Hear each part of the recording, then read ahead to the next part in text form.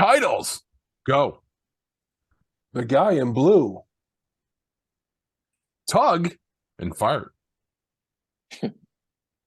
Got me griefed. 5 pounds of tots. Peanut butter and good sandwich. Lamb's what? The full pepish. I'm not fat. I'm herniated. Fresh squared chicken. We're all a Endorphoterans? Hell insurance. Internally decapitated. Convoluted. pooped.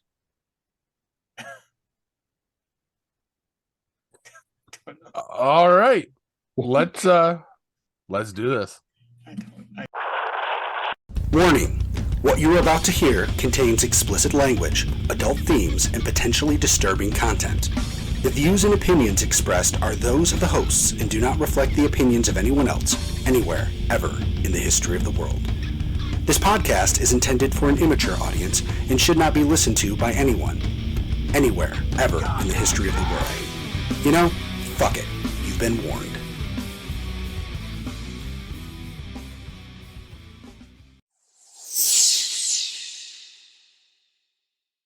Hello, welcome to this week's edition of Geek Pod. I'm your host, Paul. I'm Hugh. I'm Jack. Guys, what's got you geeked? What kind of your lighting, Paul? You look better than you usually do. Did you change something? Yeah, I Not run like the light that. upstairs. Ah, perfect. So, I wanted to talk about something that excited me this week. I got a pretty rockin' peanut butter and hazelnut chocolate sandwich in my cooler over here for when Corbs talks about sports later. Did you know Aldi has keto bread, no sugar added peanut butter, and there's a company called Good that makes this chocolate hazelnut stuff that's zero sugar. Nice. It's No. fucking amazing. Yeah, but I'd like to talk about all that, but I'm going to take a page from Corb's book and I'm going to talk about what's got me griefed. See, Ooh. that's what it should be. Griefed. See what I did there? So on Tuesday, yesterday, I had a doctor's appointment. I was going in because, they moved the guidelines down. You should start getting checked, get a colonoscopy at like 45, 46 instead of 50. So I've been trying to get in. I had to get in and do the initial consult where I talk to the doctor and they're like, well, this is what we do. This is where we stick it, blah, blah, blah. Everybody already knows what you're going to go through, but they have to have a meeting where you talk about that, which was a good thing because on Friday I had something come up that was kind of a gastro issue anyway.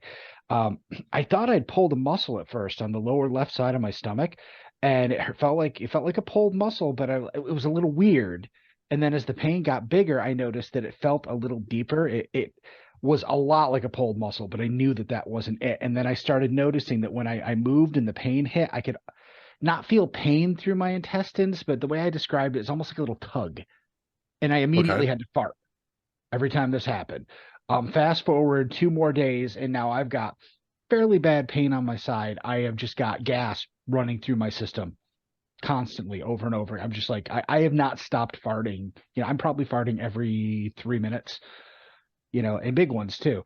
And so I'm like, this definitely seems like a gastro thing. And what I was concerned because it presents a whole lot like diverticulitis, which is something that my wife has and her mother has and her brother has, with a lot of experience with that. And this is exactly what they go through. So I get there, we talk about, the prep I have to do and getting scheduled for all of that. And then I bring this up and she's like, well, it could be a hernia or it could be, diverticulosis. We're going to go ahead and sign you up for a CAT scan or, do the dye thing. You swallow the dye and they look at your inside so we can determine, which one it is. And I'd be really disappointed if it's diverticulitis because it's such a pain in the ass to cook keto and diverticulitis. If it's just, I don't know. Anyway, she starts feeling my stomach. She feels over on the side where I have the pain, and that's what made her think, well, where it is, it could just be a hernia, and maybe they're unrelated. And then she feels the top of my stomach. She says, do a sit-up for me, or half a sit-up. So I do half a sit-up. So I go in there for one thing, planning to bring up a second thing and walk out with a third diagnosis. So I know I'm fat, but apparently this thing right here under my, let's call them my titties, where it sticks out, I have a ventral hernia, which apparently they can start as not being painful, but then become incredibly painful. Is basically where it pops up and separates a little and your organs are coming up in the middle. And I just thought I was fat. My wife's like, you carry your fat really high, that stage. That's what we thought it was this entire time.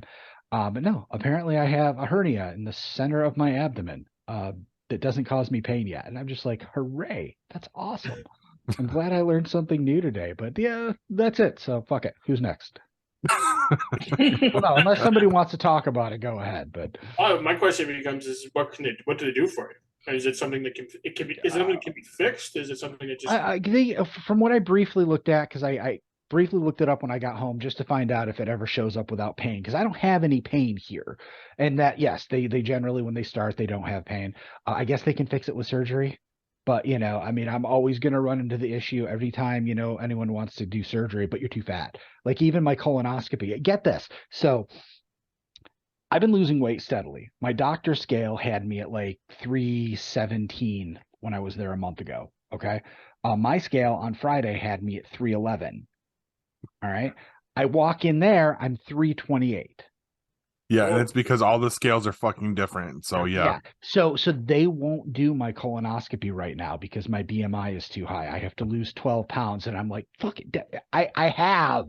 Come check my scale at home. I have. Jeez. And Bring I your know scale with you next time. Be like, hold on, I'll lose it right now. Because I've been checking my weight every day, so I know that I've been continually dropping. I didn't gain. I mean, what is that? Almost 20 pounds. Yeah. Over the course of 3 days. No, Friday and then Saturday, I was still 311. I was a little bit lower, 311.7, 311.3. So in the matter of 3 days, I didn't gain 20 pounds. I might be some bloated from all this gas shit, but yeah, I'm irritated. So now I have to go in the middle of April for a weigh-in to see, because otherwise they have to send me to the hospital because the anesthesiologist won't do it as an outpatient procedure. Off mic, I want to tell you about something else. That there might be another option. Okay. Another option for sticking a camera up my butt? Oh, goody, Paul. I can't wait. That's exactly what I'm talking about. Are you talking about the thing where you swallow it and they look at not the camera? You're into some shit, dude. Like you're talking about shoving cameras up your ass and swallowing stuff? No, I'm talking about shitting in a box. You're talking about Cologuard. Oh, okay. Yeah, I didn't know if it was a medicine or what. Yes, I actually know what you're talking about, Paul. I opted not to go with that because it's not quite as accurate. And my father died of stomach cancer, so you're gonna be. I'm doing the full. I don't know what you want to call it, but all right. Well, now we don't need to talk about it off mic since we're doing it now on mic. It's, but no, that's what my doctor pushed for. Okay, we'll call it the full tepish, as in Vlad Tepish, who used to, stick poles up his enemies' butts and hang them there while he ate dinner. So it's the full tepish. Yeah, this is a real serious question, though, Hugh. Though for you, it has been about 3 minutes. Have you farted yet? Yeah, I'm just sitting here just farting. You can't see the cloud. Just I'm just asking. It's a medical question. All right, Corbs, you want to go or do you want me to go? You can go, man. It's fine. All right, so you got me excited about food, Hugh, because I'm like, cool. Somebody else is geeked out about food. I'm geeked out about this. I just talked about my ass mostly, and you're excited about food. Well, you were talking about a peanut butter and good sandwich. I don't know what it was, but it was. So like as you guys know, I'm taking on more hours for my second job right now because I have to pay Uncle Sam back, which fucking sucks. So with my second job, I'm doing about 30 hours on top of my 40. So I was like, what can I do like for the week? So I'm starting to meal prep meals for the week. So a couple times, Emily and I have made tater tot casserole. Have you guys ever had that before? I don't know if I've had it, but I've heard of it, and it sounds fucking delightful. Dude, okay. So you got the tots. You got to start with the tots. So usually we do about a pound, but I was like, fuck it. We'll do 5 pounds of tots. 5 pounds of burger meat. The cheese, the bacon bits, the chives, all that good shit. Like literally it's like Mondo Burger, like the movie Good Burger, but it's like a tater tot casserole. Like Emily's like, oh, we only like need 2 pounds of meat. I'm like, 4 pounds of meat, 5 pounds of meat. She's like, only 1 pound of tots. I just have a question. How much do the two of you want to weigh? Seriously. Honestly, well, like I said, I'm working about 70, 75 hours a week. I'm just burning it off because with my second job, just walking around, I walk about like 28 to 35,000 steps a day when I'm working there. So literally I just burn it off. Like I am probably bigger than I should be, but if I tell you the weight on camera, you'll probably tell me to go fuck off. So no, well, hey, but that's what we're here for. So go for it. I think last time I weighed myself, I was about 185 pounds. I remember that. That was middle school. Yeah. Oh, yeah, I was in 10th grade when I went down. But no, seriously though, like I know some of us suffer from diabetes on this podcast, but it's delightful. But and I suffer from diabetes all the time, not just when I'm on not just on the podcast. Yeah, that's not how it works, Jack. It's but like get the sour cream for the tater tot casserole, and literally Emily was like, "Oh, can I have some?" I'm like, it's gone. I'm not sharing that shit. It's all mine. It's she's gone. Like, well, she's like, but I helped make it with you. I'm like, it's gone. Dude, she's Paul, like, it sounds like him and Emily are headed for a future like yours. But no, I know, but it's so good though. Like it's like she's like, well, I see some in the fridge. I can have some of that. I'm like, no, that's mine. You're not touching that. No. But what has me geeked is a tater tot casserole, which what Paul said, it was delightful. Was delightful. Yeah, because all 5 pounds are gone. It's all right here. So Jack, when you make it, do you put like half the tater tots in the bottom and half on the top? You got it. Like so that's like the bun, and then everything else is like the very nice. So, I think my son might like that, so I think I may try it. Yeah, I'll give you So the is it recipe. a It's giant so good. tater tot sandwich then? It's what it sounds like. Yeah, sounds like It's just like a loaded baked potato, basically. Yep. So it good. sounds about like a blood sugar of 287 to me. Yeah. Oh, but so good. Yeah, your son would definitely like that. Okay. Nice. So I guess it's my turn, huh? Mm-hmm. For me, it's just a number. It's 34. In a row? It depends on when this comes out. It's about a month until I leave for Georgia. So When do you leave for Georgia? I leave on April. Give me a second. I'll give you the exact date. I won't be here the night of the podcast, so it's April 5th. You're leaving. April 5th. Okay. We're leaving April 5th. I don't know. I don't know what time yet, but it's probably going to be sometime between like I'll say 5 and 8 o'clock. We're driving it. We're driving through the night to get down there Thursday morning so that we can. We can't get in our hotel until the afternoon, so we're going to find a place. We're going to play golf the first day we're down there. So because that's the only day that the 4 of us that are going that golf up here together. Mm-hmm. Just Thursday is the only day that we're going to have together. So we don't want to be driving down on Thursday. Right. Down Thursday afternoon, and then Justin and I got to go to bed early on Thursday night because we're going Friday morning to the tournament. So we got to be up early to be there. So we're going to be in bed, early-ish, 9 o'clock-ish, something like that, because we got to be up at like I want to say like 4 o'clock, 4:30, because it's an hour and a half trip there. So you get up around 4. We got to leave. I think you start getting in at 6:30 or 7 o'clock. So we got to leave by 6. Right. 5:30, Get through security and all the shit. Yeah. And, yep. Yeah, because you don't park like right next to the gate. You park like a mile away, so you got to walk a mile in. And it's 10,000 of your closest friends. Right. Trying to go through two spots, so it's not something where you just walk up and get in. So how close is your hotel? How close is your hotel to Augusta? We're about an hour outside of Augusta. Augusta's just over the border in Georgia. We're staying just over the border in South Carolina. We're staying in Columbia, South Carolina. Hey, Corbs, can I give you some advice? Sure. Let me tell you how this will work if I hadn't said this to you right now so you can keep it in mind. You're going to go, hey, we need to get to bed at about 7 o'clock. Somebody's going to be like, hey, we're all together. We're away from the women. Let's just have a drink or two. All of a sudden it's 4 a.m. and you're going to bed and you've got to get up in an hour to go to the golf tournament. Don't do that. You'll regret it. Yeah. I can foresee that happening. I really can. The only reason why I say that is because my buddy Mark doesn't drink. Now, he used to drink, and he used to drink like to get blackout drunk. Every time he drank, it was blackout drunk. Like we'd go to golf tournaments, and he wouldn't remember the golf tournament. So my buddy Justin and Sean both drink, and Justin drinks to excess at times. He's gotten better, and Sean is kind of the same way. So when we're together, drinking becomes a big thing. Usually sit around and we have a few drinks at the golf course or whatever on the weekends and stuff like that. So I am afraid that that's probably going to happen on Friday night or Thursday night when we're there, and maybe even Friday night when Justin finally gets back and we all kind of get together again on Friday night. Because they're not going until Saturday afternoon, so we have Friday night to kind of sit around and shoot the shit and hang out, the four of us, and there'll be a bunch of other people down there at that time. Like Justin's brother will be coming into town he lives down in Columbia. He's coming into town to go.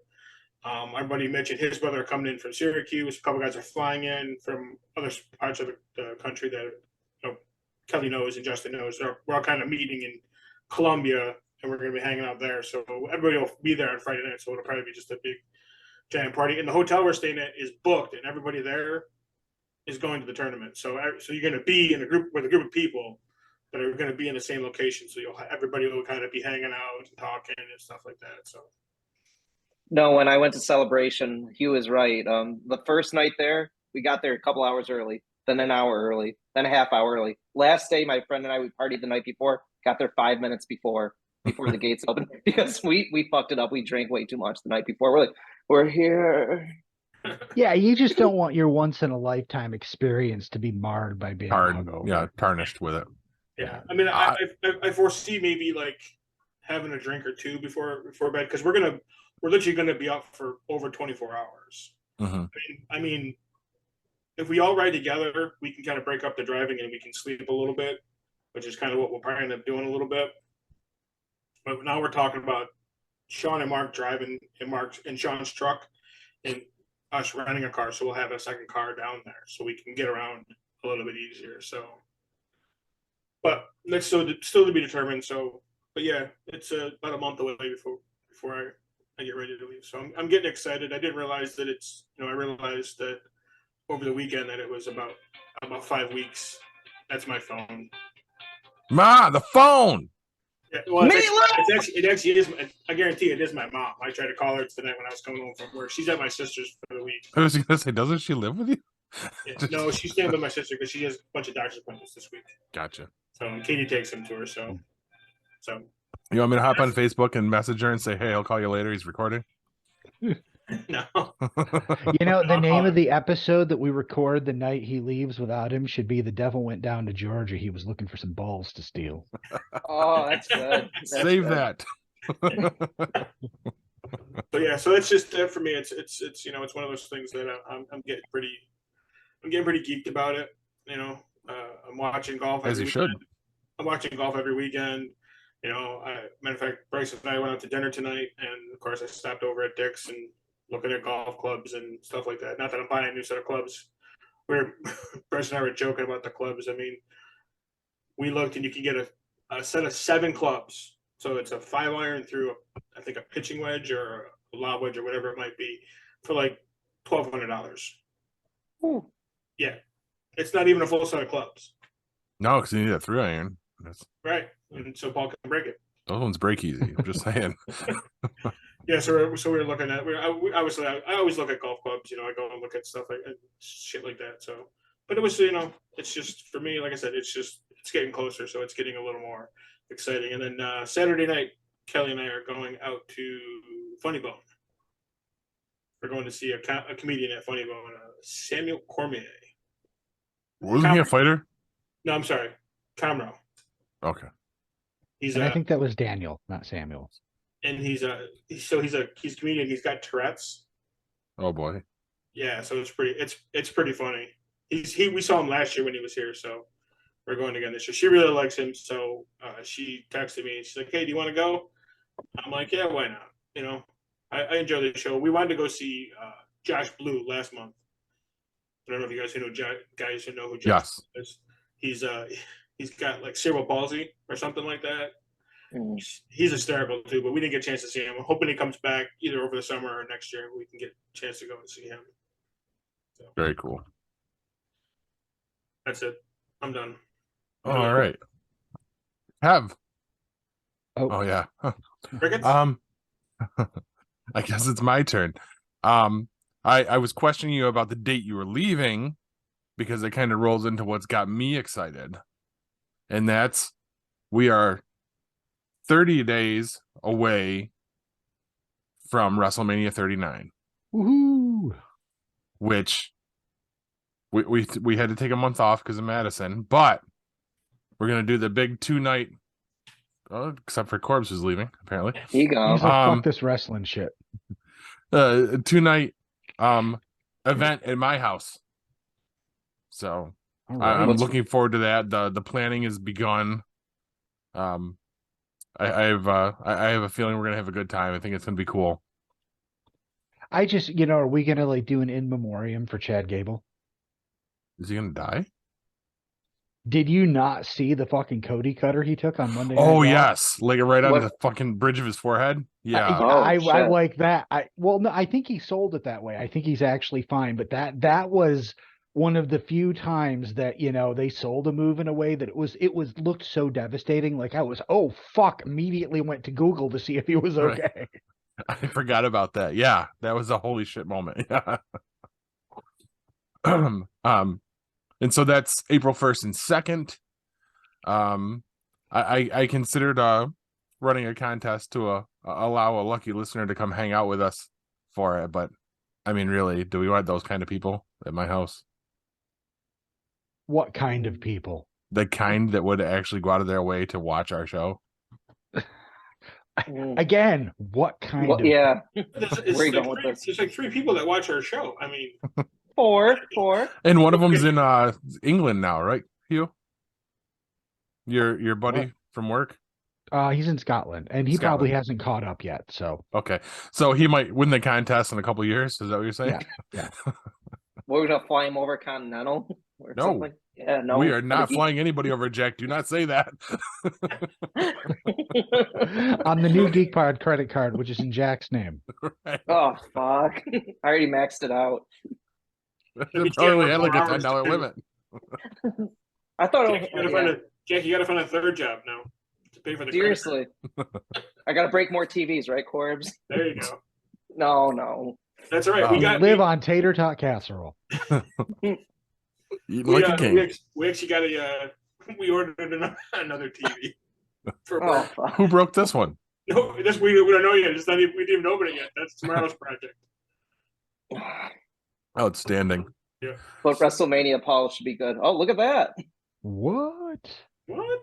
All right, keep going with you. Joel. Yeah. He even looks like Joel tonight. What's going on? What's up, kids? Perfect Hey, Kev. timing. What's got Wow. you geeked? Oh, did you guys still start? Really? Yeah, Yeah. we've been going. We've been going. We figured you weren't coming. So Well, I didn't think I was either. I had some friends over and I haven't seen them in a long time, so I didn't know. I don't know. I didn't want to kick them out. right. I don't blame you for that. That's fine. So you hit it just the right time. I just finished talking about what had me geeked, which is our WrestleMania event at my house. So feel free to jump in. It's your turn. Oh, I don't know. What's got me geeked? I don't know. Not the weather. I'm not happy about the winter so far, so it's not that. Let's see. What's got me geeked? I don't know. If you put up your background, that'd have. Yeah, me you're in geeked. the darkness right now. Yeah, Dude. I don't know what happened there. I don't know if I have it on this computer, in all honesty. Uh-oh. I'll work on that in a minute. How about I don't know, just glad to see some friends that I haven't seen in a while. And I don't know, things are going pretty good. So there Good. you go. I tell you what, since we've been away, Kathy and I've watched some pretty interesting shows. So what's got me geeked is being able to talk about those here in a few minutes. So Nice. how about we'll go with that.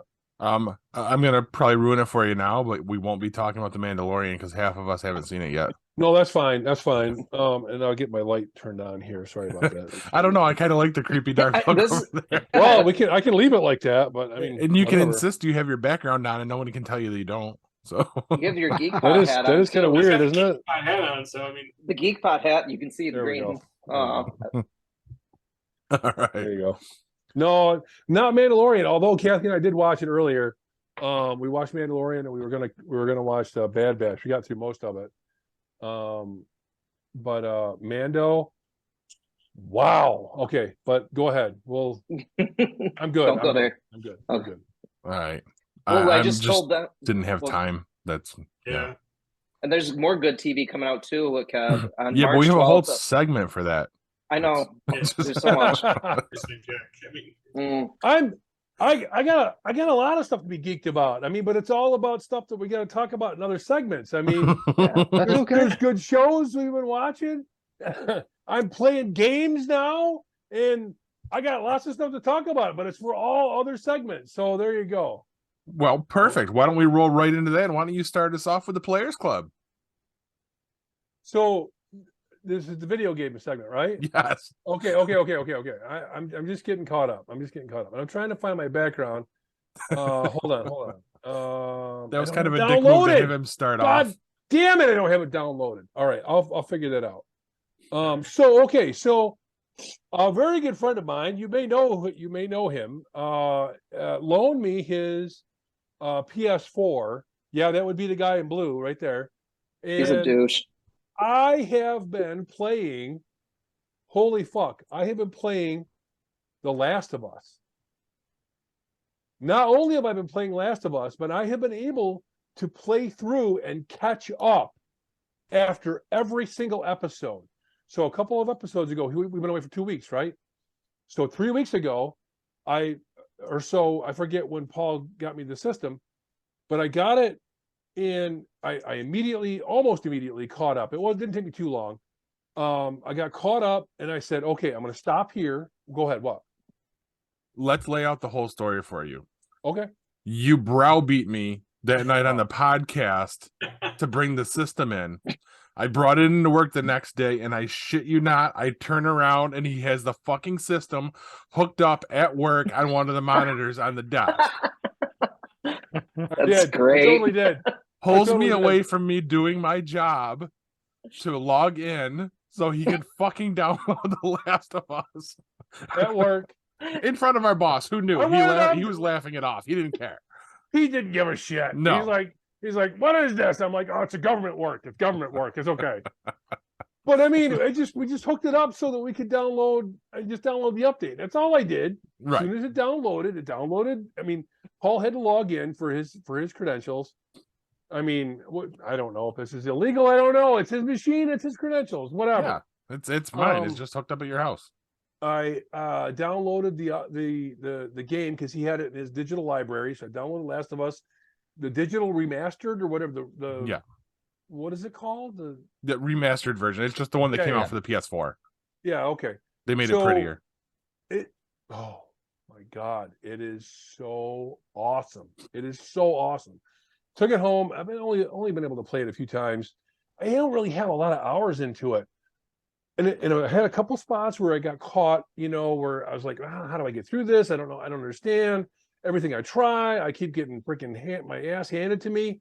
And I'm just playing story mode. It's just me. It's just me against the game. And I finally, I figured it out. I figured out what you got to do. How do you sneak up to a runner? How do you kill a clicker? How do you either kill or get away from a bloater? I mean, I figured it all out, and I've just been having the greatest time. Naughty Dog makes the most amazing story-based games. There is no question in my mind why this game was made into a multi-part TV movie. That's what it is. It's not a short. It's not a miniseries. This is a movie that has been cut up into multiple 1 hour sections. It is phenomenal. Pedro Pascal and the girl who plays Ellie, I don't know her name. Fantastic, phenomenal, absolutely phenomenal actress. Yeah. And Kathy, she's down. My wife, she's down here, kind of watching, kind of not watching, but sitting, paying attention. She goes, "Is that Pedro Pascal, the voice for Joel?" I'm like, "No." "You sure?"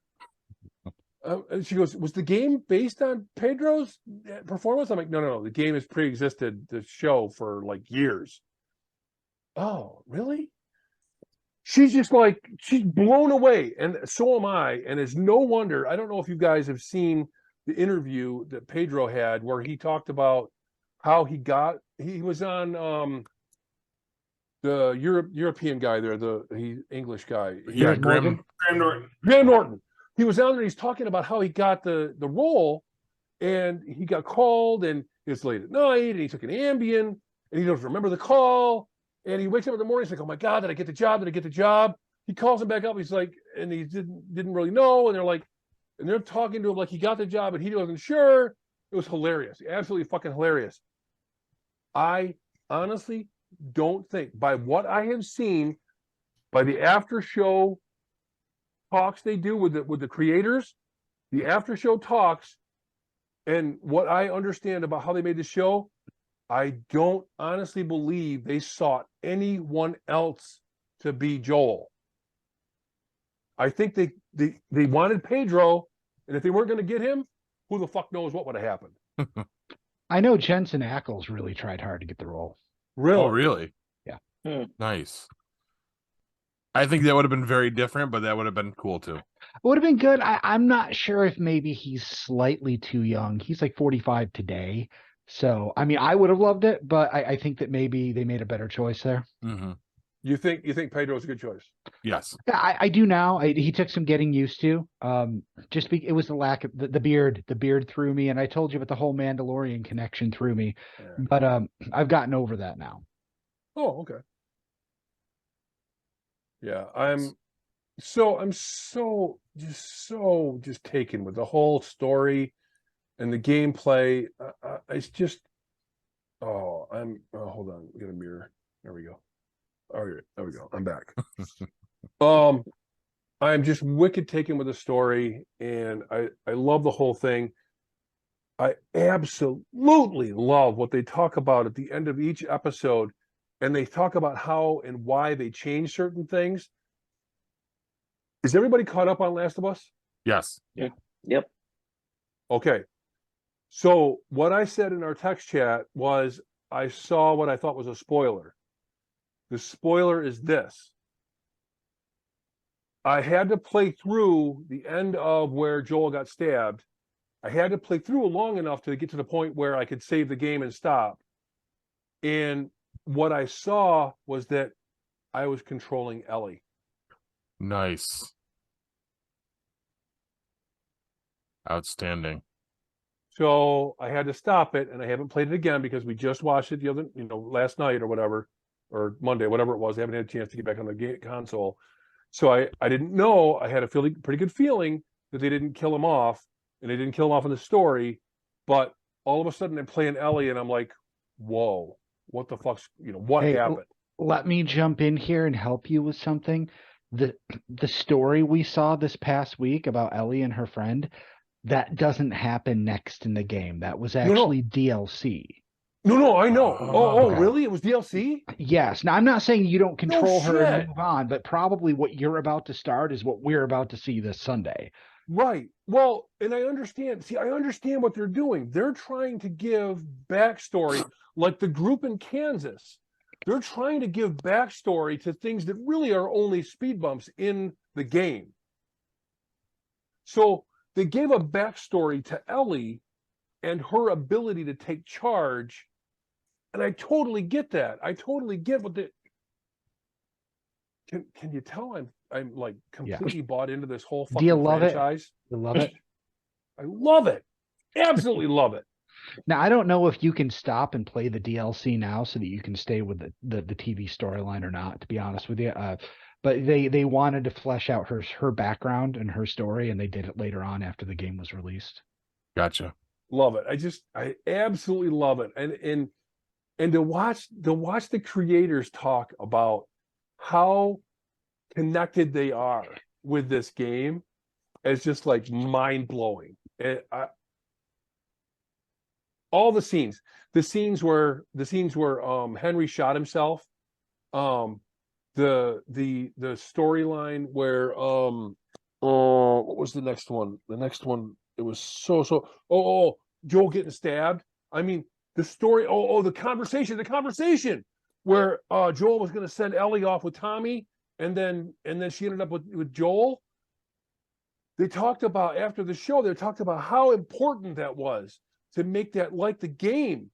and everybody was so concentrating on it. And the girl that plays Ellie and Pedro, they were like, oh my God, it was so much pressure to make this happen. And then to see it in the game and to see it on the show, it was like, holy fuck. Thank you. And that's our midstream. Paul, why don't you drop your nuggets? Right? Shows over. I'm sorry. I don't mean to just blow right through everything, but that's where I've been the last 2 weeks. Right. Not a problem, because this at least fills out the segment, because I really don't have much more movement. All I can say is the DLC dropped on Midnight Suns for Venom. I've already unlocked Venom. Still loving this game. I think that's going to be the first game that I ever actually 100% complete. Wow. So, yeah. I am 53% through the game now. It slid back. I was further, and then they released the DLC, which brought my percentage back down. when you get your PlayStation back, you'll have at least 3 games that you will have finished. Right. Well, it'll say I finished them. You know, Kevin, when you're done with this, you might want to look at the Uncharted series, because that's also Naughty Dog. I hate you. What? I hate you. You'll enjoy them because the storytelling's that good. But I was just going to say, I'm still playing Elden Ring, and you have a lot on your plate now, Kevin, which is too bad, because I really wanted to tell you that when you're done with Last of Us, you need to play Elden Ring. It evokes that same feeling that Fallout did for me of exploration. Like, I'm just wandering around. I have no idea what I'm supposed to do. I pick up little snippets here and there, but for the most part, I'm still just figuring out, oh, there's a fucking shack over there, and there's a big chasm between us. How do I get there? And just it's mind-blowing. The fact that, you know, that it's game of the year of last year doesn't surprise me in the least. It's excellent. And they announced DLC for that this week. Perfect. So we're working on an expansion to come out later this year, hopefully. Which All I right. don't know if I'll even have the game completed by next year. So it might not matter. I've heard it's expansive. Yeah. It's fucking huge. Yeah. So the Corbett twins, do you guys aren't playing anything, are you? Been way too busy working. I figured. Nope. All right. Then I think it's the perfect time for Kev's tabletop review.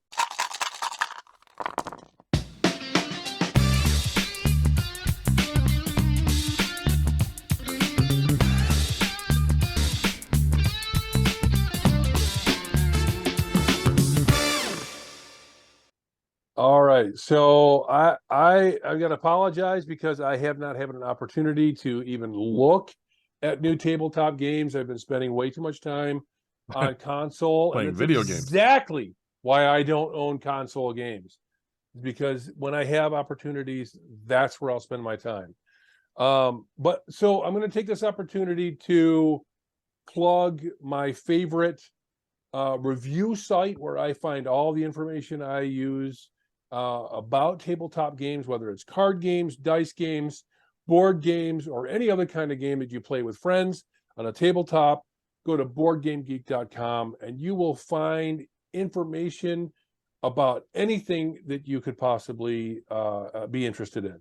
You see something in a game store, go to boardgamegeek.com and look up what other people are saying about it, and you will not be disappointed. The reviews there are fantastic. The video playthroughs are fantastic. Some of the folks are a little bit difficult to stomach, but if you're watching this podcast, you're already past that. Yeah. So just boardgamegeek.com if you are interested. And this is not a paid promotion. Really? It's just a website that I found. I happen to know about the guy that runs the site and or has a big part in the site. So it's a resource that I trust and I use every chance I get. The best part about boardgamegeek.com is if you are looking for a game that is entry level, that easy, low barrier to entry kind of game, you can find it there. If you're looking for something a little bit higher end, because you got some friends that are a little bit more difficult to find games for, you can find it there. Also, if you live in the Syracuse area, whatever you find on BoardGameGeek.com, you can get at Play the Game, Read the Story. They are a fantastic resource. They have shelves just chock full of games and toys and collectibles, all sorts of great resources. And they got some great folks behind the counter. Again, not a paid endorsement. They just happen to be friends of ours. So boardgamegeek.com and play the game, read the story. 2 great resources. And that's all I got for you this week. Perfect. Not bad for pulling it out of your ass quick. I like it.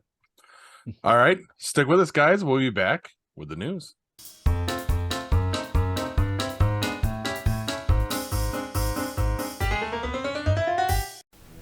Looking for the hottest new comic on the shelf or a keyback issue to complete your run? How about that rare statue or action figure that you've scoured the internet looking for? Come to Collectibles Galore, located in North Syracuse with ample off-street parking. Collectibles Galore has a huge selection of comics, toys, and rare pop culture items you won't find anywhere else. Comics Galore is always buying comics and toys and will give you the fairest price for your collection. New customers get 15% off their first purchase in store. Collectibles Galore for all of your pop culture needs. Stop in and see for yourself why Collectibles Galore is the king of comics.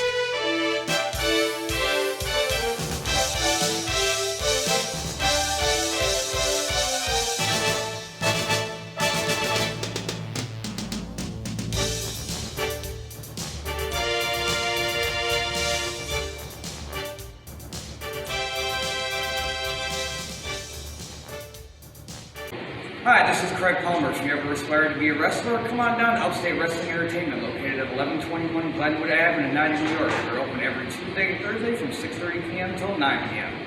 Come on down and join us. See you then.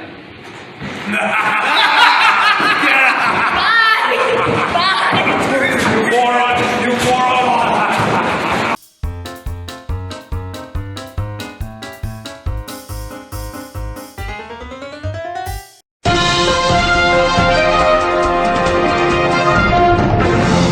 Now, before Scott Adams gives Joe Orsack or any other comic strip creators any ideas about, coming out as a racist or bigot accidentally, I want to make something very clear. There are a few people too big to cancel. J.K. Rowling is one. She actually might be the only one. So my question is really clear. Is your name J.K. Rowling? If not, then don't say that vile thing you were itching to say, thinking somehow you will be the one to take down the woke mob. Unless you created The Boy Who Lived, you are not too big to get taken all the way down. It took less than a weekend to destroy the career of the creator of Dilbert. He clearly overestimated his power and authority. How anyone, especially a published author, can think saying white people should get the fuck away from black people wasn't the end of his career is mind-boggling. What did you think would happen? Loan Bobart would show up and fuck your brains out, and Trump would pick you as his running mate? Matt Getz would invite you across state lines to hang out with high schoolers. I hope you enjoy your new career of writing the comic strip for the last page of the Fundamental Church newsletters. Anyway, here's the news. First up, where we're going, we don't need vetting. There's been a ton of news lately about the Fox News team calling the stolen election theories bullshit behind the scenes and then pushing them on the air. Dominion Voting Systems is currently suing them for slander. While I'm not going to get into the well-known details of that, something did come out this week that kind of took me aback. Former attorney Sidney Powell was very vocal in fighting for Donald Trump and stating there was voting fraud found all over the place. She was all over Fox News with her claims and theories. Now, Fox anchor Maria Bartiromo hosted Powell in relation to a memo about election fraud, stating that Dominion Voting Systems helped rig the election for Joe Biden. As part of this lawsuit, we now know some of the details behind this claim. In this memo, the unnamed source claims she gains insights from experiencing something like time travel in a semi-conscious state. She also said, "Who am I and how do I know all this? I've had the strangest dreams since I was a little girl. I was internally decapitated and yet I live." That sounds absolutely batshit crazy, right? But here's the kicker. This isn't information that came out later. Maria Bartiromo and Fox knew this before they went to air with Powell. That's right. They aired a story they knew had been made up by someone with serious mental issues, but never brought that up on screen. Spinning facts is one thing. If I said I had the best recipe for scallop potatoes, you might be interested. If I said the source of that recipe is my dog whose favorite pastimes are licking her own asshole and eating cat turds out of the litter box, you might not be interested any longer. This is our #1 news organization in the country, folks. Tucker Carlson, brought to you by Schizophrenia. Next up, but what about the second Lord of the Rings? Like Second Breakfast, that didn't work. That fell flat. Warner Brothers has announced plans to make more Lord of the Rings movies based on the third age we are all familiar with. David Zaslav announced a plan to create a Star Wars-like movie franchise with the Lord of the Rings property. I think that means they'll make a bunch of movies the fans hate and then start cranking out awesome TV shows. I don't know. The public response to this is not quite positive, though. Mainly wondering if they're talking about a reboot, and what's really left to tell? A reboot? Did I make you laugh, Jack? While there are many things left out of Peter Jackson's trilogy, those first three movies are generally accepted as being unrebootable, meaning there's no way to materially improve on them in any meaningful way. And let's be honest, there's no way you can get away with an all-white cast again this time. No way the online trolls and racists won't review bomb you for daring suggest that black people exist in Middle-earth unless they are orcs. They're perfectly fine with them being orcs. So it's just not going to work. Listen, I'm not completely against revisiting Middle-earth, as I love those movies. I just don't think Alden Ehrenreich as a young Aragorn is really going to be the hit you think it is. I mean, if you'd been smart, you would have made the TV show instead of letting Amazon take that over. At least the second age of Middle-earth is wide open for storytelling.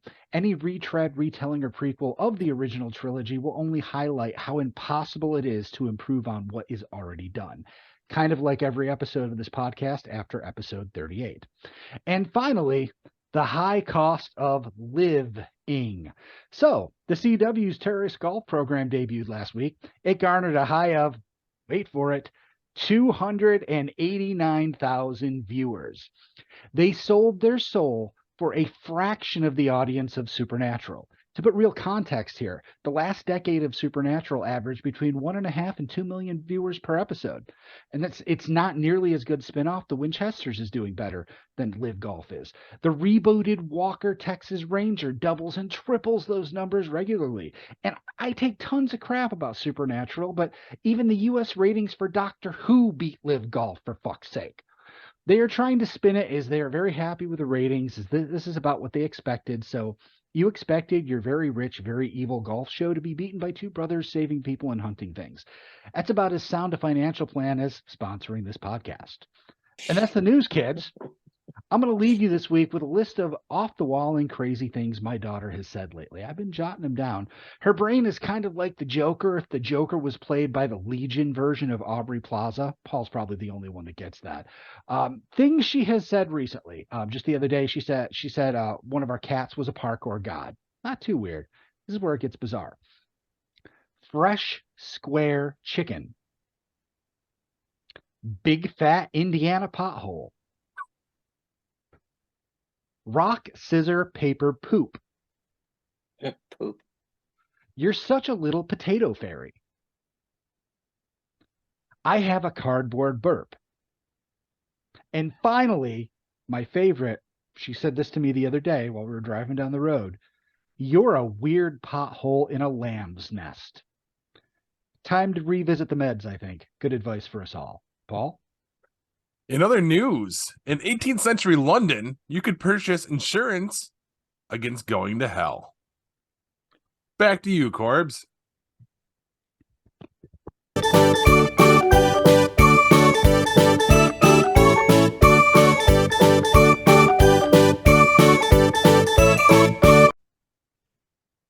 So sports, football is all over with, which is okay with me.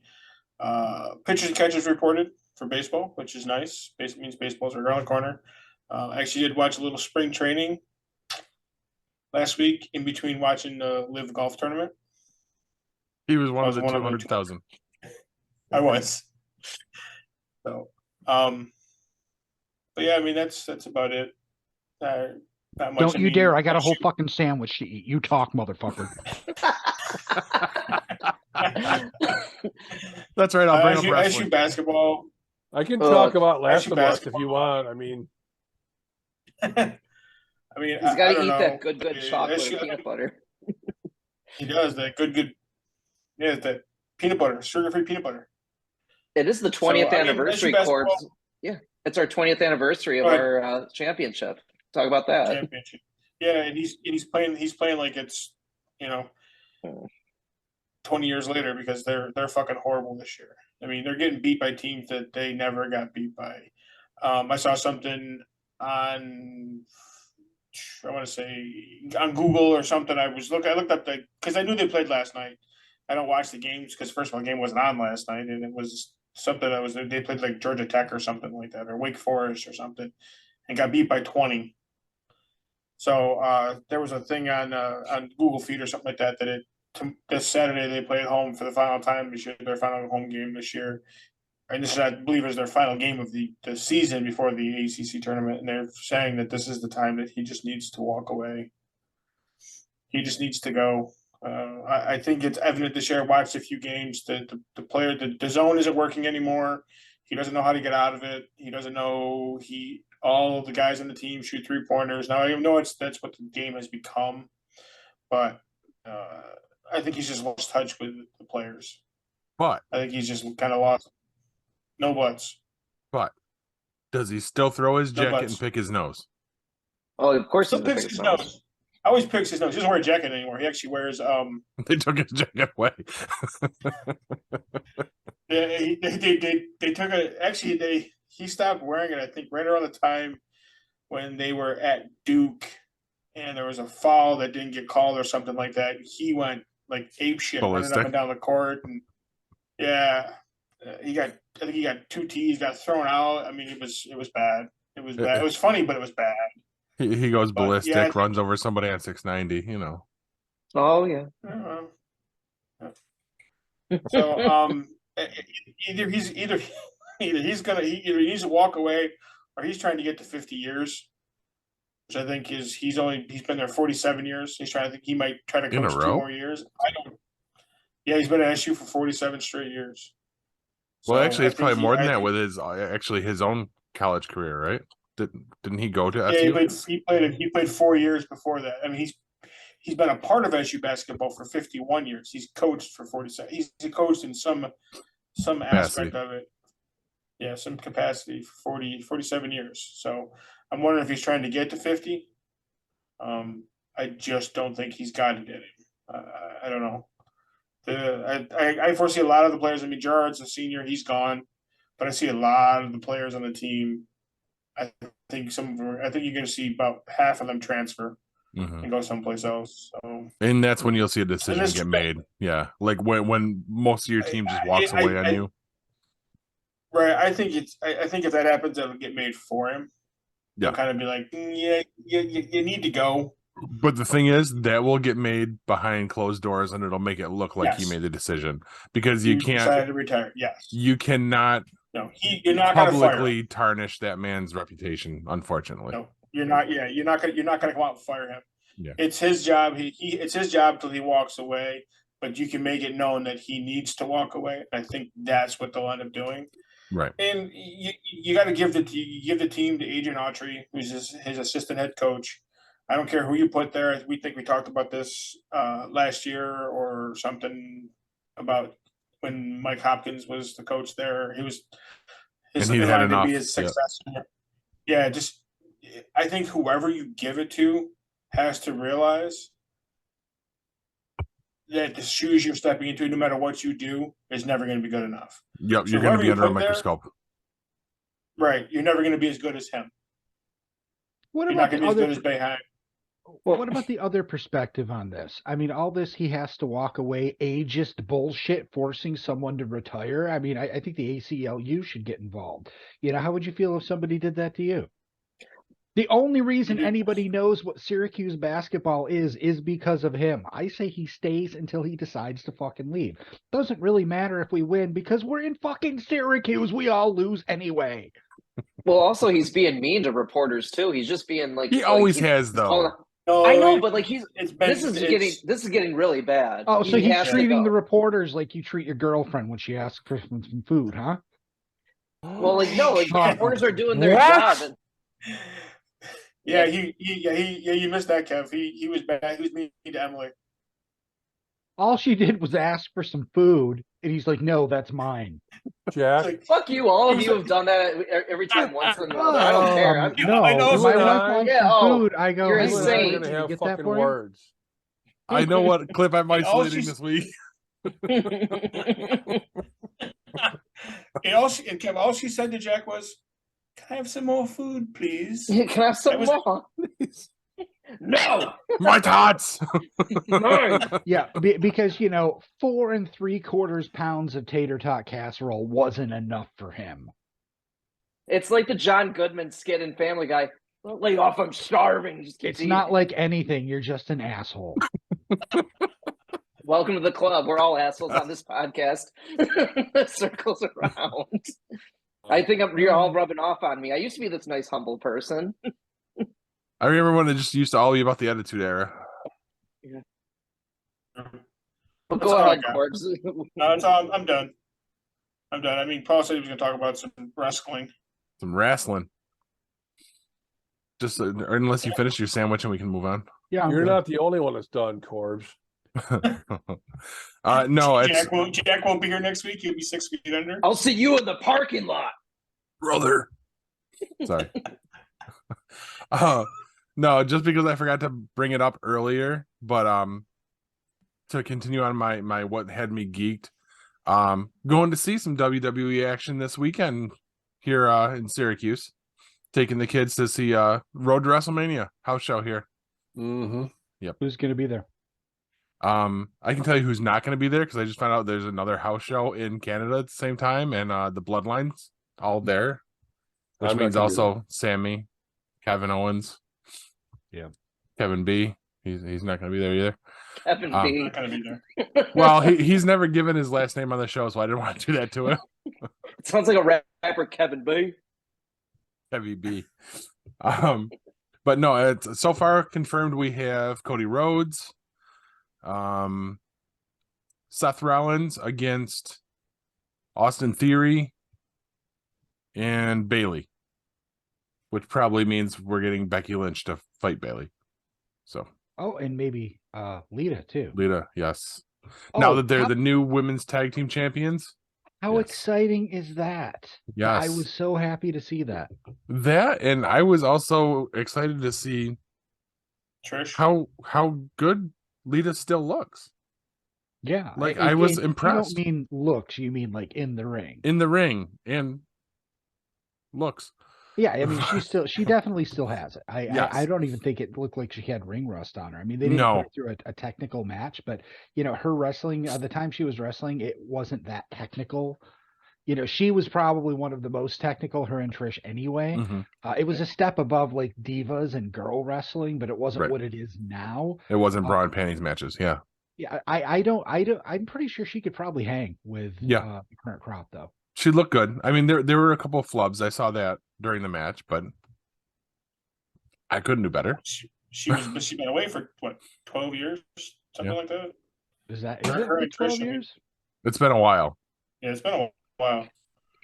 Do you think they're going to try to plug Becky Lynch, Alita, Trish versus Bailey and her crew? Versus Yeah, I think that's WrestleMania? exactly what we're going to see at WrestleMania.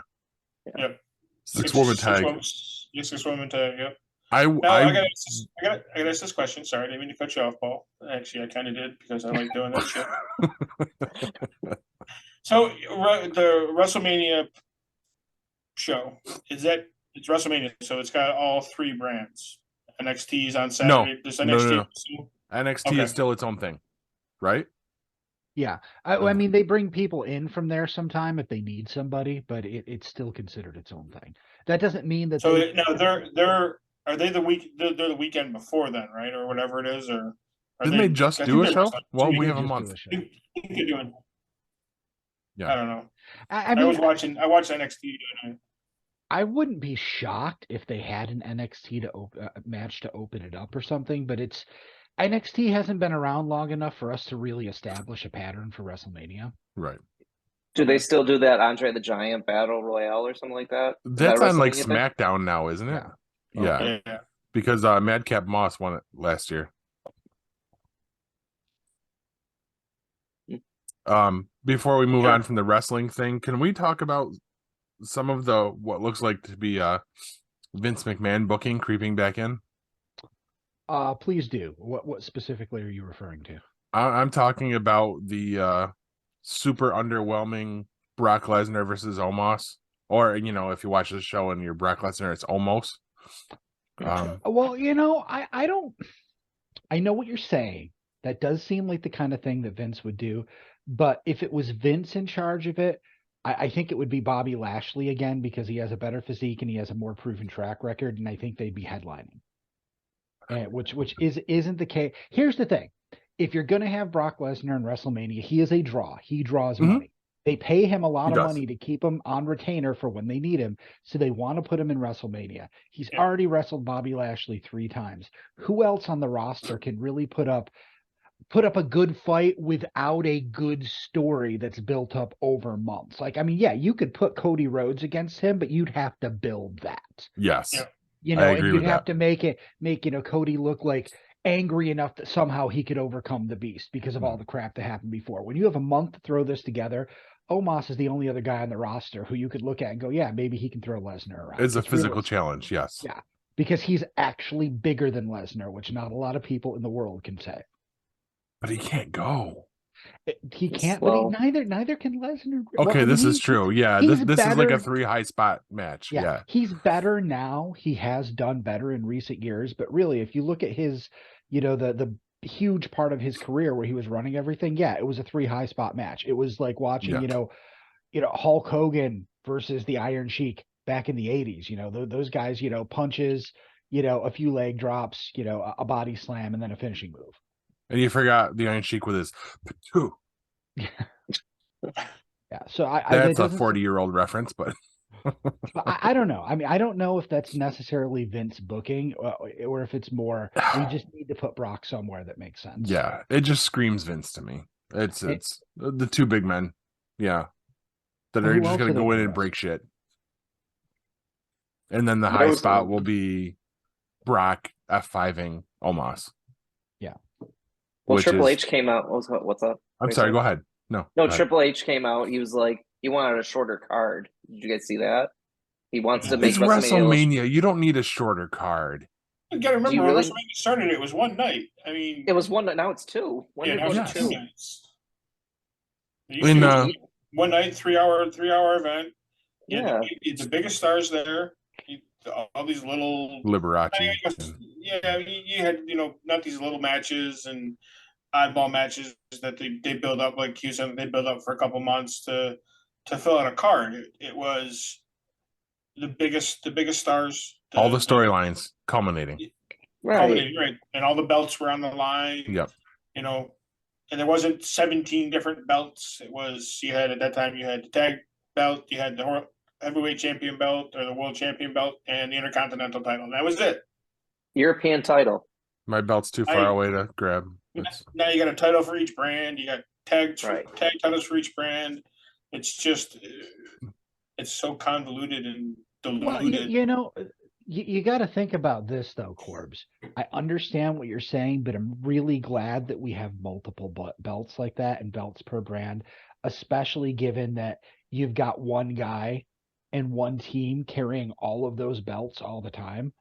Roman Reigns and the Usos having not for long, but for the past 2 years, 3 years plus. They really needed to build those other titles up so that there was stuff to throw out there and put on the line. But that being said, I don't necessarily think it's a bad thing to have multiple titles as long as they make sense. Having titles for each brand makes sense because you don't have a lot of brand cross promotion stuff, and when you're not supposed to. It also means that when there's multiple titles, a title can change on Raw or SmackDown. That if you pare it down to 3 titles again, you're never going to see. Nothing's going to happen unless it's a pay-per-view. True. And it was. I remember growing up watching, being a big part of wrestling in the 80s and 90s. That's when the titles changed. Attitude Era. Yeah, even before the Attitude Era. Yeah, even before. You never saw a title change on what was it? WWE Superstars Saturday. Right. Yeah. Saturday Night Fever or whatever the hell that was. You never. If was John Travolta. Saturday Night, whatever the hell it was. Saturday Night Main Event. That's what it was. So you never saw the change hand, and if it did change hands there, it was a fluke type of thing. Like it was a holy shit moment. Well, I mean, that might have happened more often. I don't recall, but that was actually their big live broadcast TV. That was more like Monday Night Raw before there was a Monday Night Raw, but it wasn't like Superstars, which was just a syndicated show. And all those matches you watch on Superstars probably didn't even happen at the same house shows. Right. We just edited it all together. It was just to put something out that they could sell in syndication. I just I remember on remember- Monday night. What was that? Oh, I remember on Monday Night Raw. What was it? 1998 King of the Ring, first blood match. Stone Cold lost to Kane, and By then Stone accident. Cold beat him. I know, Yeah. and Stone Cold won back the world title on Raw 24 hours later. But go Yeah. ahead, back to you, Paul. I remember in the 80s going to a house show in Syracuse, and that's when the magic was lost, because it was a bunch of TV tapings. So we saw Piper do like 4 Piper's Pits in a row because they were taping them for like the next month on TV. And as a little kid, I'm like, what the fuck is going on? Like, why? But that was really cool. And Kevin is just bored. You can see it on his face. Yeah, we should move on. All right. Yes. Moving on. Kevin's frozen. No, he's not. He Nope, thinks there he goes. He's in the darkness. All right. So we'll move it on from wrestling. In sports to Jack's erroneous questions of the week. Uh-oh. Hit it. All right.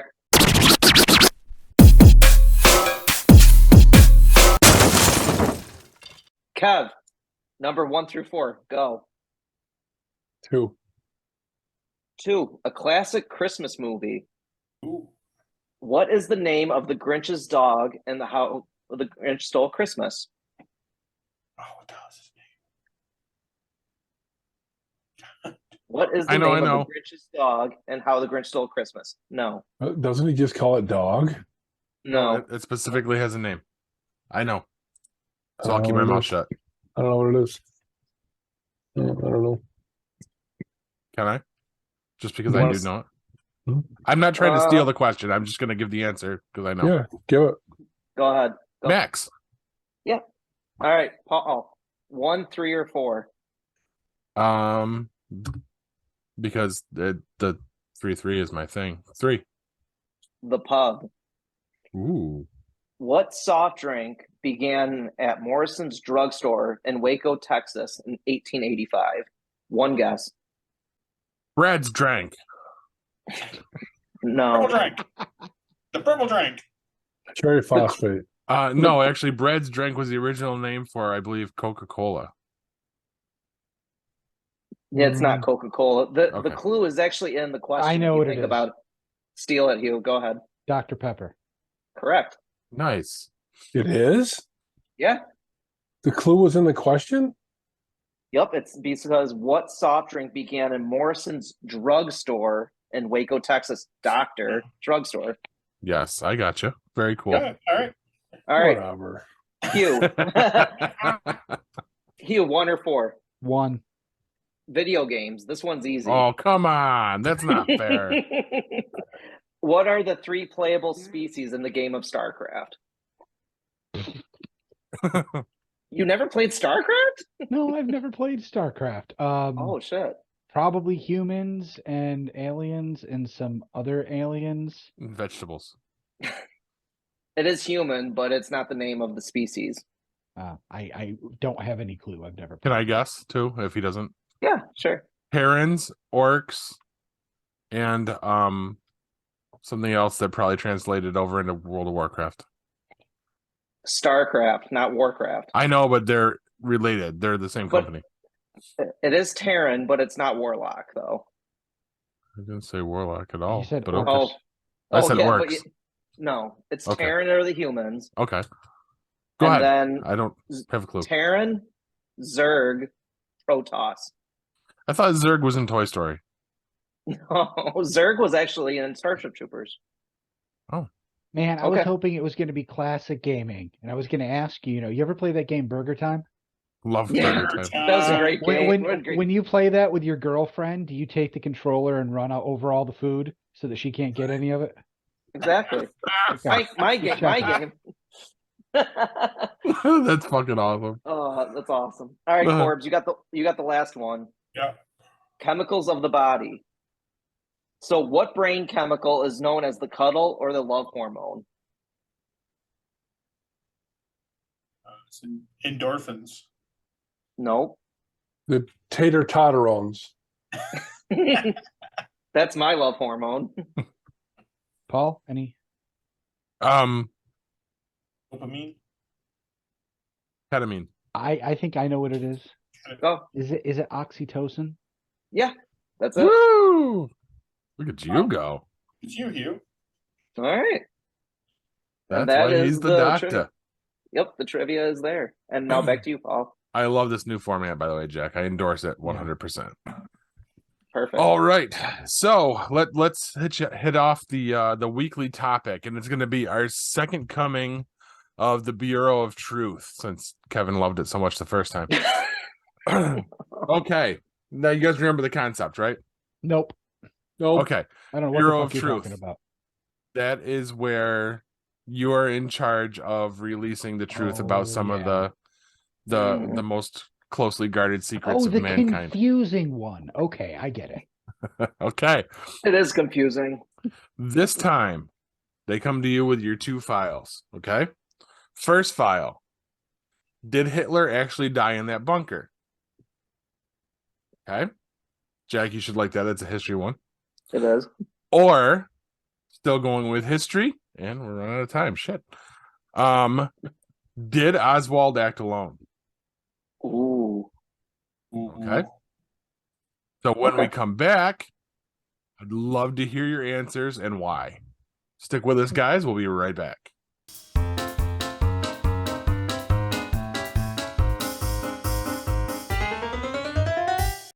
Hi, this is Craig Palmer. If you ever aspire to be a wrestler, come on down to Upstate Wrestling Entertainment, located at 1121 Glenwood Avenue in Nottingham, New York. We're open every Tuesday and Thursday from 6:30 p.m. until 9 p.m. Come on down and join us. See you then.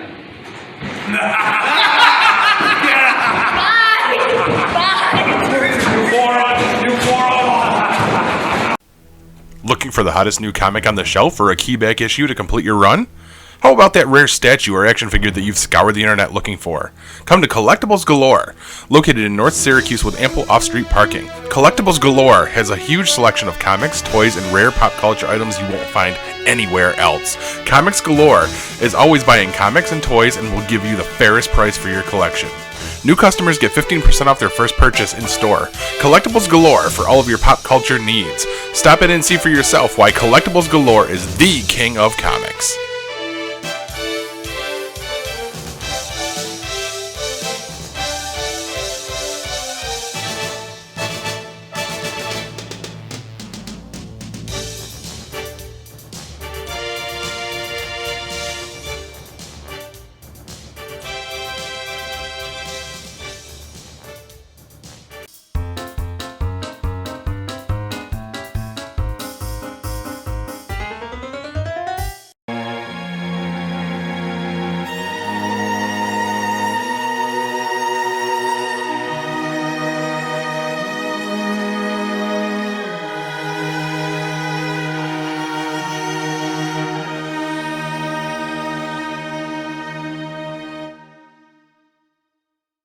Okay, so to reiterate, Bureau of Truth, you have two files. Which one are you going to pick? The one that tells whether Hitler survived the bunker or he really committed suicide? Or did Oswald act alone in the assassination of John F. Kennedy? Who wants to go first? I am not going to let Jack go first. I am going to go first. And I am going to say that I want to know if Oswald acted alone. And I'm going to say why.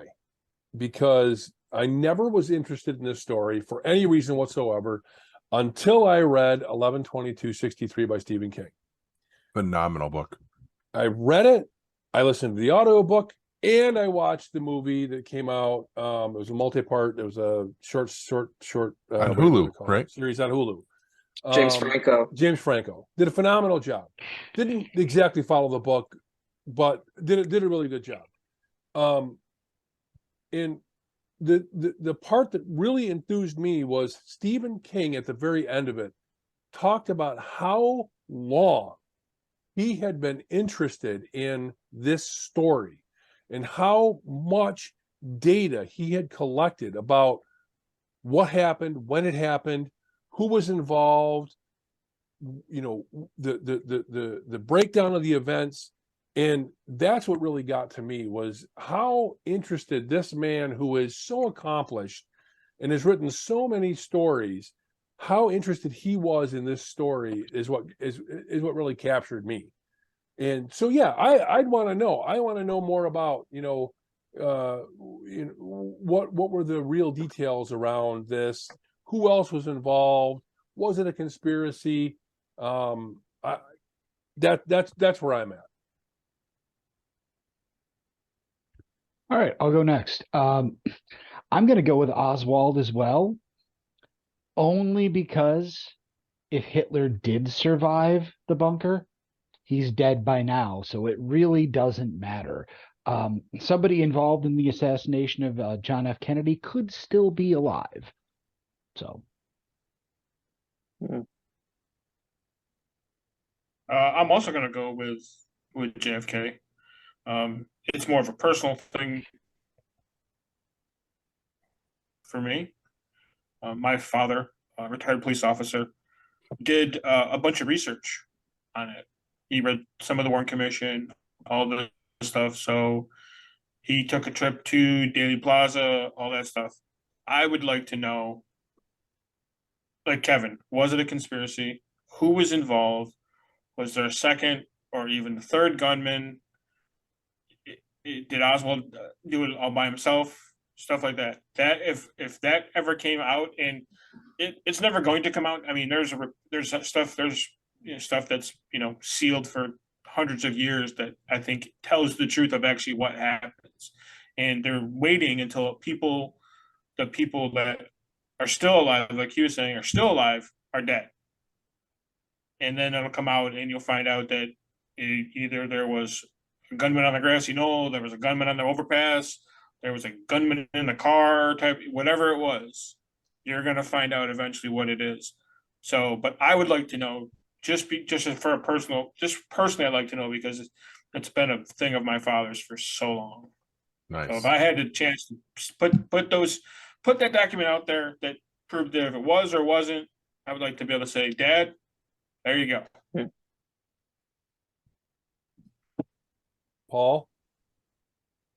I would also go with the JFK assassination, but I have to say that I would be very tentative to do it because you're going to air a lot of dirty laundry that's going to go out because the idea of this is that you're presenting this to the whole world afterwards, and there's going to be a shitstorm when you find out that our government was involved in this for real. yeah, I'm sure people will make some real angry TikTok videos. Yeah. Our government just released the fact that they think that, the conspiracy theories that happened at the beginning of COVID is actually what they believe now. So our government is a bunch of confused assholes. So fuck them. Anyway. There's that. Yeah, yes. burn it all down. Burn it. Yeah. Burn it. I mean, which Straight is to the fucking where I ground. think this goes. Like that's shockwaves. And Do you for the really same reason. think anybody gives a shit about JFK enough that would be the thing that takes us down? Look at this group of assholes here, and that's the thing that but everybody look at jumps how at. ineffective we are at changing the world. Okay, There's that. Unless you get the 20 and 30 somethings involved, and they don't care. We can't They're get apathetic. subscribers. Nobody fucking gives a fuck about us. This is true. They think JFK was a mini series on Netflix. Yep. Half of them probably don't even realize that was a real person. Yep. There's that. Right. All right. But Let's yes, have it, I would Jack. also go with the same one. And now, Jack, bring it home. Let's go unanimous by decision. What? I'll agree Oh, with everybody shit. on the board here. Okay.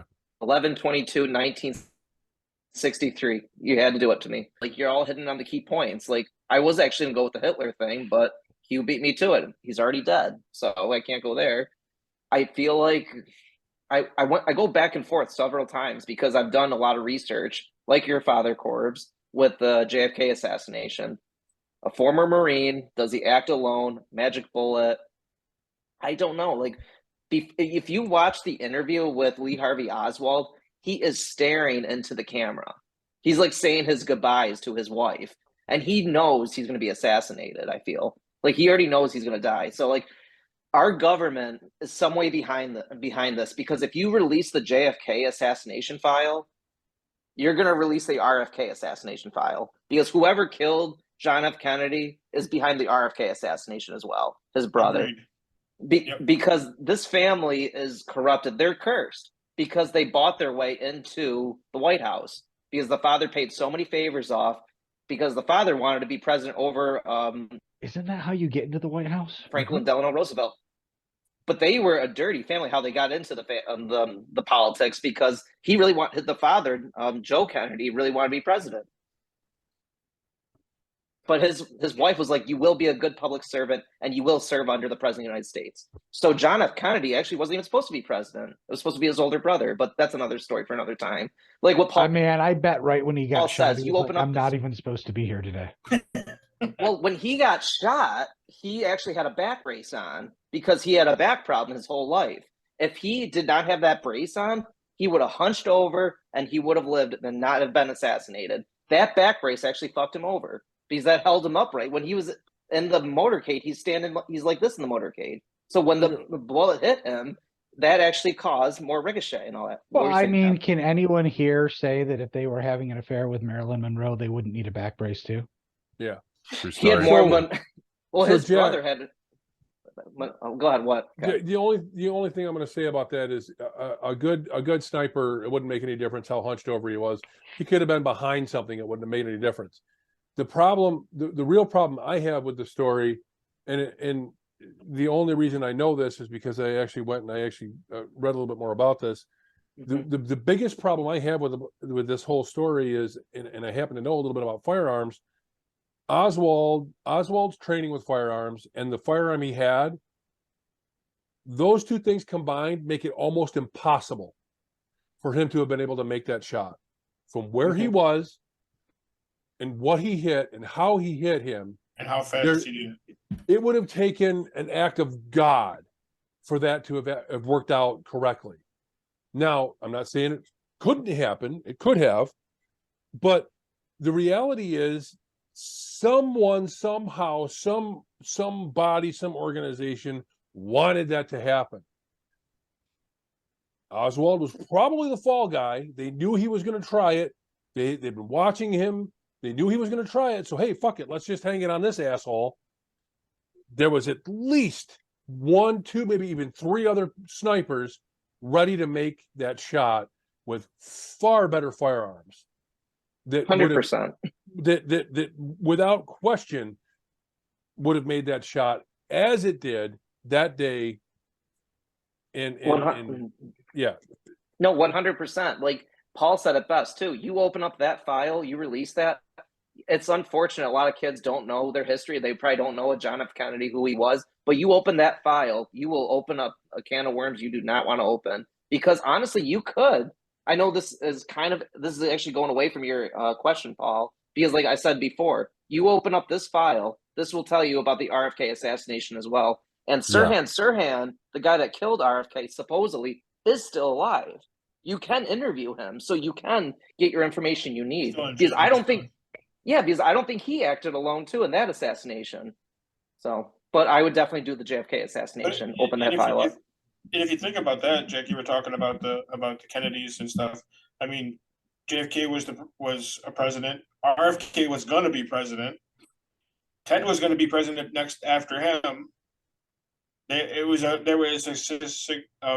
in line. It was going to line up where it was a dynasty. Every year was going to be another Kennedy in the White House. Exactly, go ahead. So when they killed JFK, it didn't scare Robert away. He kept going. When they killed him, Ted Kennedy's like, "Fuck that, I'm out." And they killed his secretary or whatever it was. I think it was supposed to be him that was in the car that got killed and not her. Well, exactly. He was supposed to die.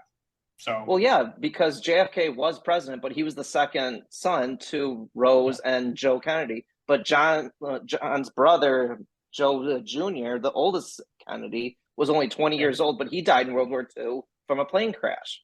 And then JFK's sister, Kathleen, died in a plane crash as well. And then Rosemary Kennedy, the oldest daughter, she had a lobotomy done. So she was in an institution for her whole life. That family is whole corrupted, but like Teddy was supposed to go against Nixon, and Nixon was not supposed to win that election, but Teddy got scared off after RFK got assassinated because, Yeah, no, he did not want to do it anymore. But we're getting off topic. But I would definitely open up the JFK assassination and very carefully release it to the public, because our own government, I think we can all agree, I think they are behind it. Because you watch Jack Ruby assassinate Lee Harvey Oswald, watch that frame by frame. You can see Lee Harvey Oswald looking at the camera. He's like, okay, I'm ready. Yep, here we Kill go. me now. Yep. Let's do it. Here it comes. Yep. But good questions, Paul. I like the history. Shit, I think we could deep dive into that whole topic there for a while. I can talk hours about this. Yep. Nice. But we're I gonna can move make on. some TikTok videos. They killed the president, or whatever the fuck it is. They won't be up long. What is this? Hey, wait, I got something to say. My girlfriend told me to be more in touch with my feminist side. So I crashed the car and then ignored her for the rest of the day for no reason. Boom, ching. The Return of the Dead joke. I love But it. did you let her eat Corbs? And she No. definitely ate. I definitely allowed her to eat. Yeah, that makes one of us here. Okay. So let's bring this shit home. Guys, what have you been watching? Oh boy. Go ahead, Kev.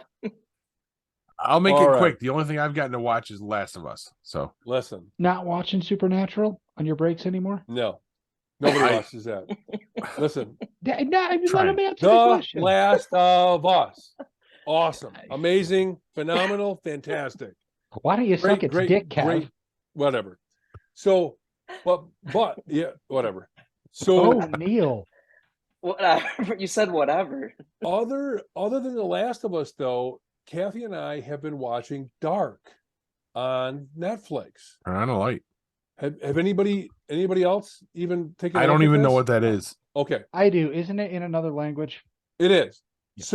So Dark was made by the same producers that made 1899. And we watched 1899 first. We should have watched Dark first. But it was made in German, all German. A phenomenal way to look at time travel and how time how it could make a knot. So how the strands of time can actually overlap each other. We're one episode away from finishing the third season. It was only 3 seasons. It wasn't until the third from the last episode in this last season that we actually realized what was going on. Amazing, thought-provoking, just every single episode we have to stop and we have to decompress. We have to discuss what we saw, what we think we saw, and we have to figure out how it all works out and who it is we're seeing, because you see people in this timeline and then the older timeline again, or future. It's phenomenal. Well written, well acted. Watch it in the original language with subtitles. Trust me, you will not be disappointed. Then watch 1899. 1899, it's incredibly important that you watch it in the original language, because almost everyone in that movie or show speaks a different language, but you watch the people interact with each other. And it's the way they interact with each other that makes the story phenomenal. They're both absolutely phenomenal. I can't tell you more about them because I don't want to give away too much. Totally worth it. Totally worth it. Just do it. Netflix. Question. Both of them, 1899 and Dark, not kid friendly, right? The kids wouldn't get it. No. And I'm used to that. Dark has nudity, sexual yes, my scenes, question. and suicide scenes. So I wouldn't say for kids. Definitely not for Because kids. it makes it much harder for me because I know. the time crunch. I know. And I'm gonna go next if you guys don't mind, Go ahead. because I've discussed this movie before. But when we came back, because I just did another trip to Atlanta. When we came back, I decided that I was going to watch Clerks 3 again. And Madison watched it with me now because she made the argument that she's a teenager now. And I figured, of the 3 Clerks movies, has everyone seen this by now? Yeah. Corbs? You'll have to come over some night. I have it. Clerks Not 3. pretty shocked. I know Jack and Kev have seen it. What was the general synopsis? It's pretty heavy, the third one, though. It is. And Madison started with Clerks 3 because it's the only one that's reasonably appropriate enough for a 13-year-old. I guess. Yeah. Yeah, because it was funny at one point with all the drug references with Jane Bob. Kristen looks at me and she goes, "Did you forget about this part?" What did she think, though? She loved it and she admitted that she didn't get some of it, but she literally stood up and clapped at the end of it. Wow. As I'm wiping tears away. Because when it came out, it affected me. You two saw it, Jack and Kev. It affected me. I cried during the movie. Since, after dealing with the death of my father and how he died, it affects me even more. I've watched it 3 times since then. And every time I cry my eyes out. And Kristen said while watching it, she said, "Why do you put yourself through this?" And I'm like, it's a really good movie. Like, it's heartbreaking for me every time, but it's really good. And even when I know what's coming, like, and I've noticed every time I start crying earlier in the movie because I know what's coming. And because Corbs hasn't seen it, I don't want to let on to what I'm talking about. But I did. Talk about it all you want. It doesn't bother me. You know that shit. It's a pretty big thing. You really don't mind? Go for it. Okay. I don't care. You know what? If he doesn't spoil it for you, Corbs, you're never going to have it spoiled because nobody's talking about this movie. I am. No, Paul's talking about it right now. Go ahead, Paul. What makes Thanks, you cry? Well, the whole premise of the movie is Randall has a heart attack and survives it, and he shouldn't survive it because it's a widowmaker. It's literally, they explain it throughout there that he should die from that. He didn't. We also find out that Randall has a very small dick, apparently. So, you know, him and I have a thing. He survives it, and then he gets the epiphany that he wants to make a movie about his life. He basically wants to make Clerks. Very meta. And throughout it, he's making the movie, and we find out that Dante's life completely went to shit after Clerks 2. Becky was pregnant with their child. Rosario Dawson's character got hit by a drunk driver. They died. Her and the baby. He basically has just been in anguish since. He's still there for Randall. He's doing everything he can to help out Randall to make this movie. It all comes to a head at the end of it. There's a huge emotional scene. He collapses. He has a heart attack. He doesn't make it. Dante dies. My father died from heart issues. That's how it is. I don't know if I've said that on the show or not. We've circled it. But so that hits really close to home now. Plus, I mean, these are characters that have been ridiculously important to me for my entire adult life. And so to see one of what I considered my friends, because when Clerks 2 came out, that's what I said about the movie was it was like catching up with old friends. So to now, in this middle age, none of us being in, optimal health, let's be honest, seeing that, it's a huge culture shock. And it gets me every time. I cry my eyes out. Every fucking time I watch this movie. But I love the movie. Because there are a lot of funny parts. I mean, Jesus Christ, at one point, Jay jumps out and screams, "Shut the fuck up, it's nighttime." That gets me every time. I did that to Kristen earlier today, by the way. I just bound into her office and screamed that at her. She's like, "What the fuck is wrong with you?" There you go, Paul. Just take it. What the fuck is that? Tissues? I got my own box right here. All right. But He keeps so, tissues next to his computer. well, yeah, I mean, um, Wow. so yes, so now I've now shared that with Madison because Madison is now a teenager. She doesn't let me forget that. Now she gets to ride in the front seat of the car, and now she told me she's old enough to watch Clerks. I'm like, well, Clerks 3. So that's what we watched. And on the plane, I did finally get to see Get Out. Mm. Have you guys all seen that movie? Yes. Yep. Such a good movie. And I'm not going to ruin that one because Kevin, you need to see that. What is it? It's a Jordan Oh, Peele it's- movie. It's so good. It's I really can't say much without Yeah, you giving can't. anything away. It's phenomenal. Just trust me, you will love it. Not like a Clerks, you will love it, like I said before. But this is a phenomenal movie. That's very good. Yes. But I've monopolized enough of this segment. Moving on.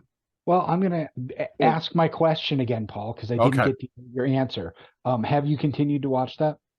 I have not, and it's because there's been too much going on. Okay. I want to continue on.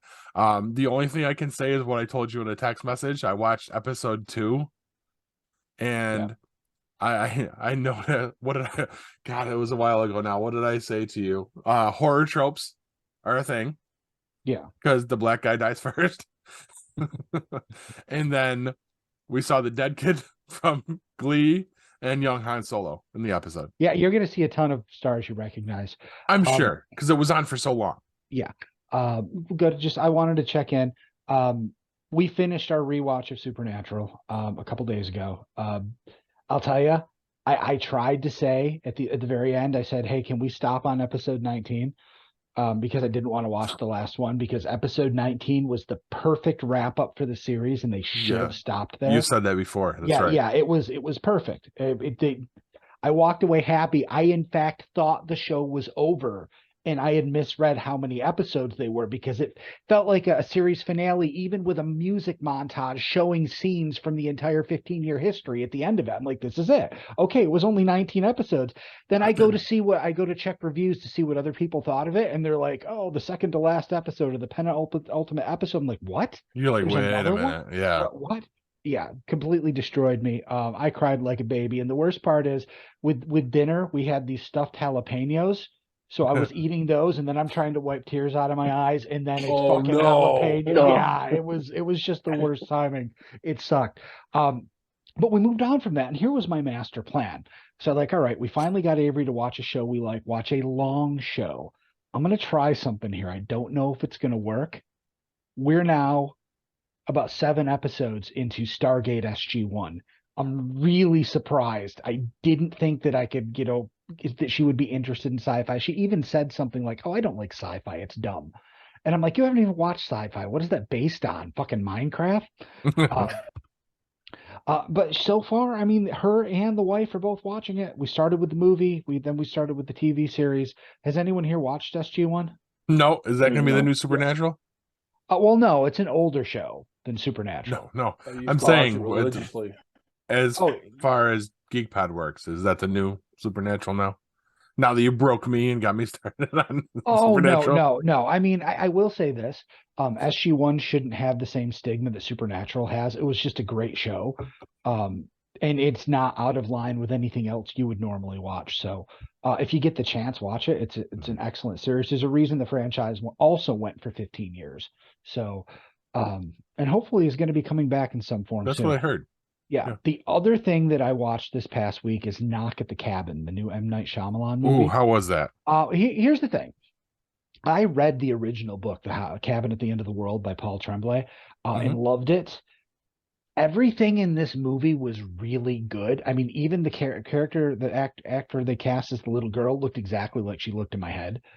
So I was like, holy crap, that doesn't usually happen. Really good movie. Dave Bautista knocks it out of the park with a dramatic role, believe it or not. I don't like the ending because they changed it for Hollywood. And I'm like, oh, are you fucking kidding? Because the ending of that book was one of the best things about it. But it's literally the last 5 minutes. They go in a different direction. And if you haven't read the book, you're probably completely fine with that. I just know what the author's original intention was, and that's about as far away from it as you can possibly get. Okay. Good to know. That's it. That's all I got this week. All right. Boys? The only thing I'll add is still watching That 70s Show with Emily. We watch that like on Saturday nights. I don't know, like I said, like I'm rewatching it. I never really saw episode by episode, but we just finished the episode where Eric just walked on Red and Kitty having sex, and literally they sit him down, and he's like, "Oh my god!" They're like, "Are you on dope?" He's like, "Dumbass, go rake the yard" or something like that. I don't know what it was, but like it's like a show that you can just like really just laugh out loud, and it's just like a great show, and like I don't know, just still enjoying that show, I guess. Nice. You know, Jack, I've never watched that show. When you're watching it, what kind of snacks do you not let Emily have? Nothing. She can watch it with nothing. My It's nothing, sir. Good day, sir. I love that that's been a through line through the whole show. You just have to embrace it now. I'm just fuck it. I don't give a fuck anymore. I'm done. You know what's gonna happen is this summer when we have the party and she comes over, I'm gonna just like yank snacks away from her. Like, nothing for you. Nothing. She'll be like, No, what you got to do is you got to make a tater tot casserole and not give her any. yeah, give it to all you guys. Like, Like, yo, guard try it. this, try this. And then she'll like, oh, can I have a piece? No. No. Oh. Corbs, what are you watching, buddy? I watched a TV show or a series on Netflix called Full Swing. Fucking It's golf. all about golf. Yeah, it's all about golf. So I almost but typed in full golf. I mean, it goes through like players on the tour. So there's a couple of guys on the tour, Jordan Spieth and Justin Thomas. They've been friends since they were 10 years old, and they're both on the tour. They're top 10 players in the world, top 15 players in the world, or whatever it might be. It goes about shows how they're friends and how they compete and they want to beat each other on the course, stuff like that. It goes through a bunch of different things and whatnot with behind the scenes, which is kind of rare. You don't get a lot of behind the scenes looks at the PGA Tour. So they talk about some of the rookies on tour, you know, guys that maybe haven't won much on the tour. They do touch on the live tour and guys going from PGA to the live and how the guys there don't like it. The traditionalists for the PGA Tour are pissed that these guys are going to live for the money and stuff like that. So, but it was an interesting series. I'm hoping they come out with a second season. I don't know if they will or not. It's kind of tough to come out with a second. You can't really. I mean, you can dive into some older guys and stuff like that and whatnot, but it's tough. But it was a fun series. I just wanted to watch it because I'd seen it being advertised. So I was kind of like, oh, I want to take a look at this real quick. And I started watching it. And, they're about about an hour long, maybe a little less, like 45 minutes long or whatever. So it was a nice watch. If you're into golf, it's really nice to watch and stuff like that. But if you got no interest in it, like most of you guys, I'm going to need another sandwich. Some of that good chocolate or something like that. But yeah, that's it. That's all I watched was that. So outstanding. Oh yeah, and news came out that we're getting a new AEW reality show. Apparently, following around the pillars from the sounds of it. Yeah. All right. That means nothing to Kev. Yeah. Speaking of Sons, so my ex is watching Sons of Anarchy. I finally convinced her to watch it. Oh boy, that's quite a ride. Yeah, she's no pun intended. She just texted me. She texted me. She's like, I fucking hate you. I'm like, why? She's like, I'm like 6 seasons in already. Damn. She's like binge watching it. Yeah, she's binge watched like last 2 weeks. And she watches. I think she watched shit over a weekend. One weekend she watched the first 2 seasons or whatever. Girl needs a life. I was like, shit. No, that's true. So, yeah, so she's been watching that. So she's texting me she's been texting me. I mean, she texts me anyways because we talk about her child and whatnot. But she's like, oh my god, I watched this, and she's like, I hate the Marshall and stuff like that. So I can't tell her anything. I Right, can't say, yeah, well, you just- don't have to worry about it. It's not very long. Yeah. I'm waiting for her to. She keeps saying she's like, I can't stand this case. He's such an asshole and stuff like that. I'm thinking, you ain't gonna really worry about it. He's only in it about 5 episodes. That'll kill him. So, but yeah, so I was gonna tell you off mic, but I figured I'll bring it up on here. Fantastic. All right. I think that about does it, boys. All right. Is it nugget time? I think it's nugget time. Little known fact. Before the crowbar was invented, crows simply drank at home. Good night, everybody, and megabyte me, bitches.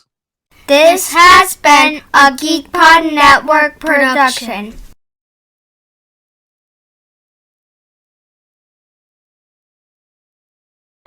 Hi, this is Craig Palmer. If you ever aspire to be a wrestler, come on down to Upstate Wrestling Entertainment, located at 1121 Glenwood Ave in United, New York. We're open every Tuesday and Thursday from 6:30 p.m. until 9 p.m.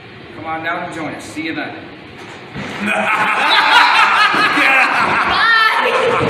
You moron! You moron! Stop your fucking whining. Jesus Christ.